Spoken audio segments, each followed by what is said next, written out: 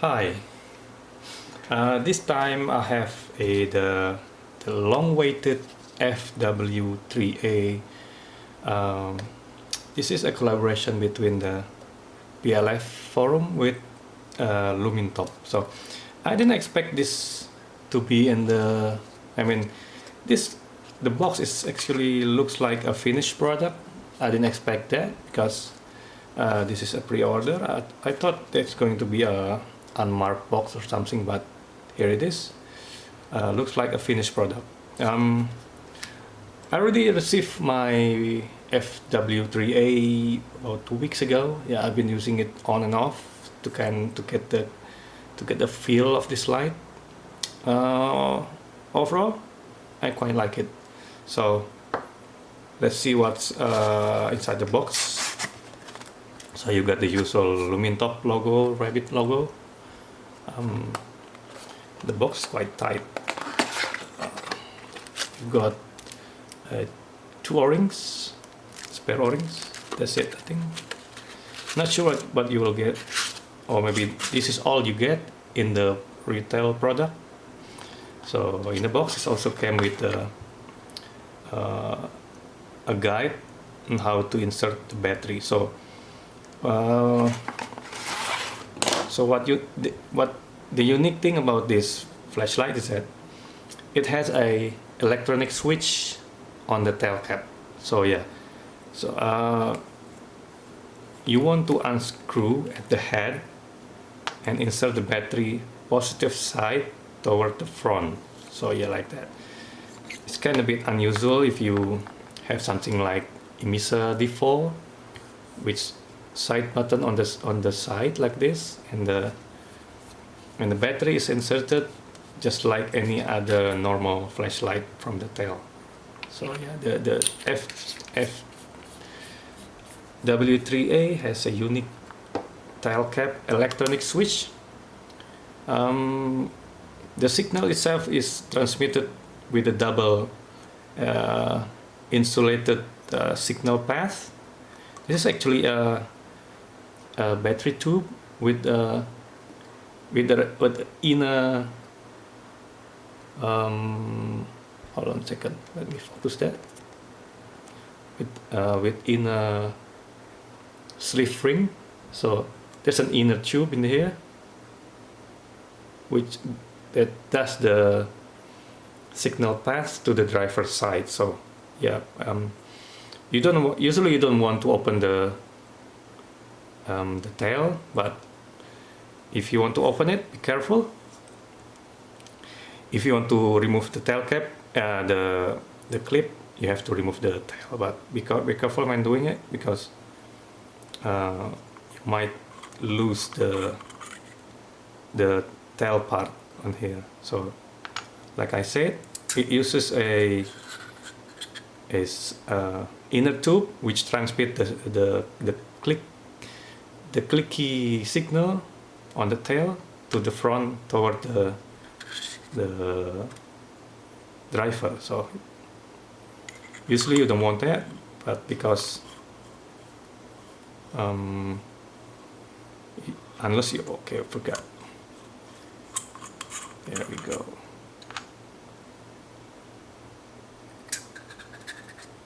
Well, let's hope it's going to work this time. Oh yeah.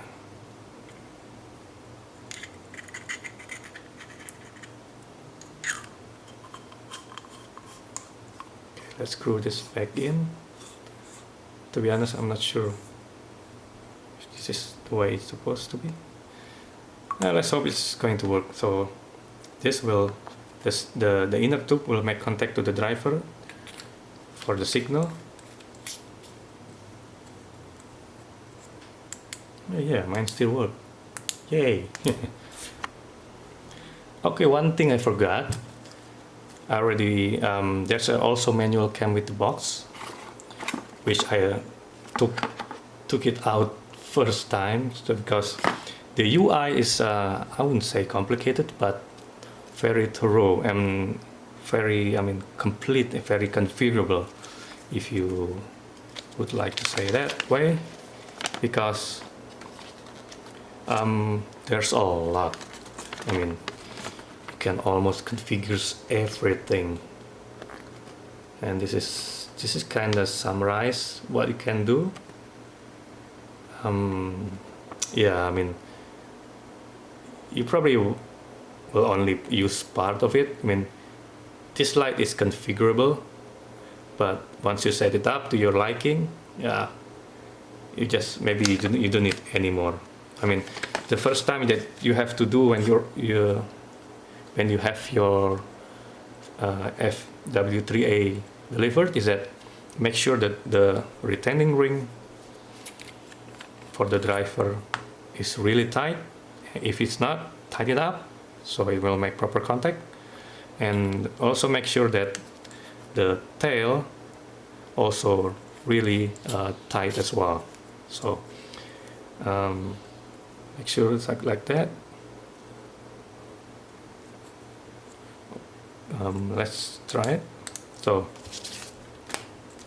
the FW3A is using Unreal UI, while this one is using Narsil. Basically, this is an improvement of this software, if I understand correctly. This used to be my favorite lights. This one is, I really like the UI.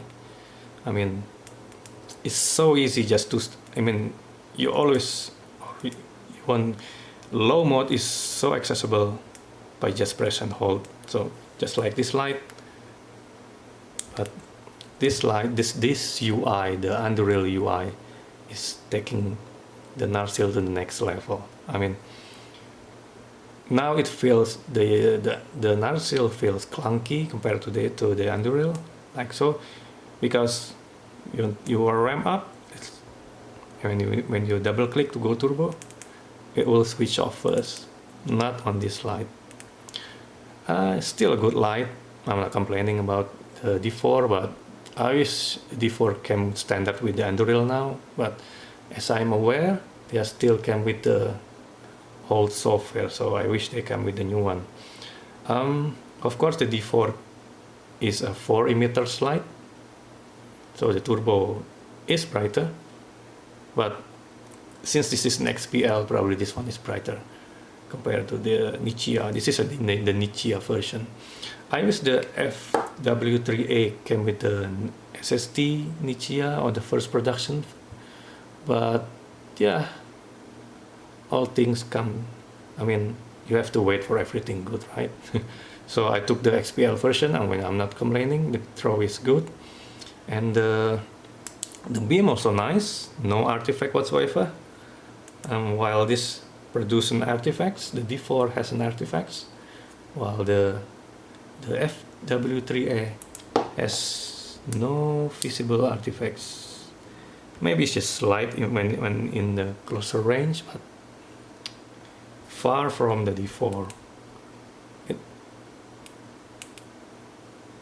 You can see the artifact there. Well, this one is smooth. It's like almost looks like a single emitter light. I really like it, but too bad this is not SST20 or the Nichia. I prefer the warmer white and the higher than CRI 90 emitters. So yeah, overall, I mean, day-to-day operation will for this light will be probably more.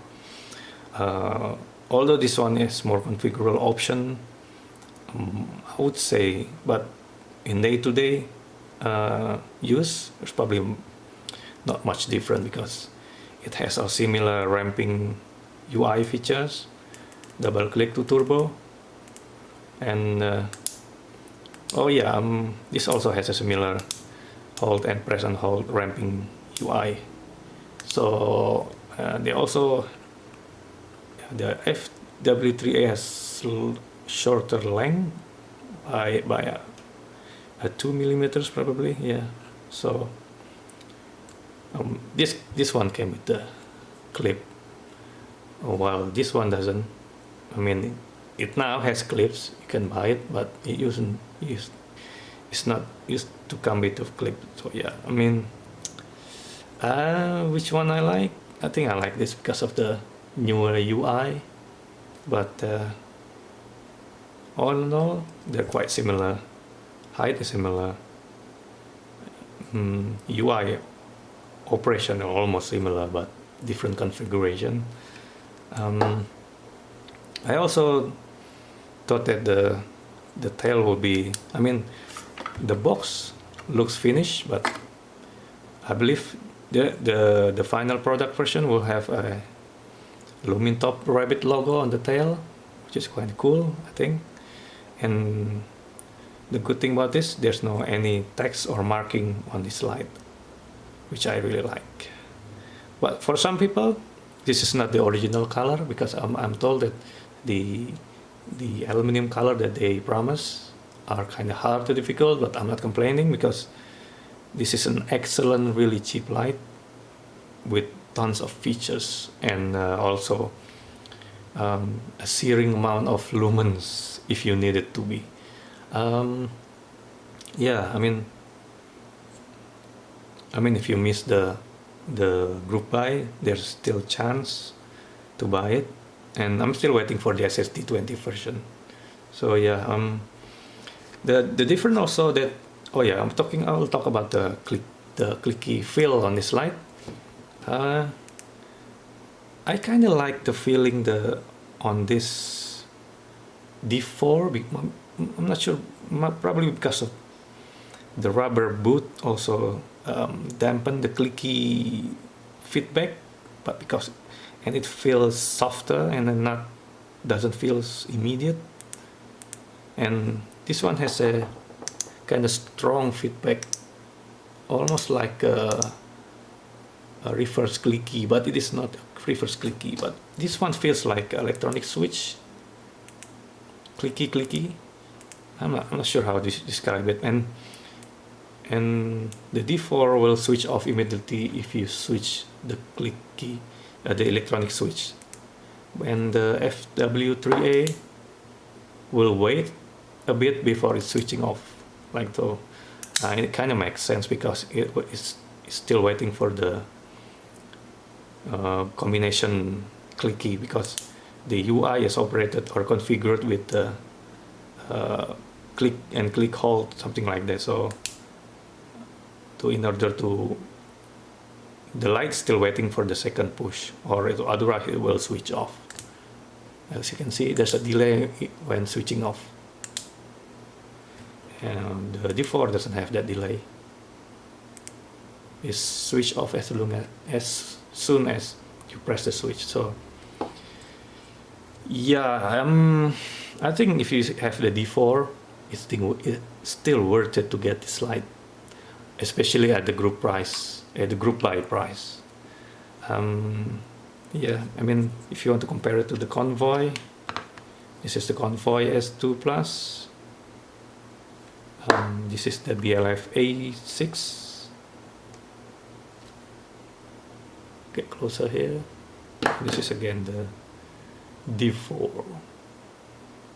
D4 is 4 emitters, and the FW3A is 3 emitters. Yeah.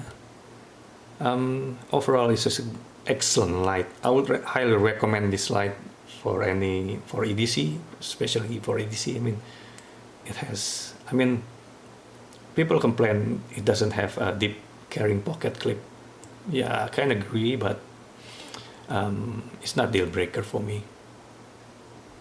This light is really good. So yeah, thank you for watching. Please subscribe, ask comments in the comment section. I will try to answer it. Thank you for watching. Good night.